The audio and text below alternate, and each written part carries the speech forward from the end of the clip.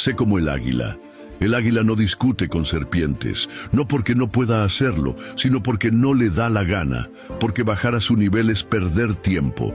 ¿Y para qué explicarle tu vuelo a quien nunca ha despegado? La serpiente nunca va a saber lo que es volar, nunca ha visto el mundo desde lo más alto, solo sabe arrastrarse, hablar mal y tirar veneno. Mientras el águila vuela, ella se arrastra, ella la critica, la ataca, le tiene envidia, pero no puede hacer nada más. Hay personas iguales que no soportan verte bien, no porque les hayas hecho daño, sino porque tu vuelo les recuerda que ellas nunca despegaron. Critican, mienten y solo atacan, pero no buscan la verdad. Solo buscan arrastrarte a su nivel, y tú no naciste para eso. No estás para dar explicaciones a quien no quiere entenderte. No pierdas el tiempo con quien solo quiere verte caer.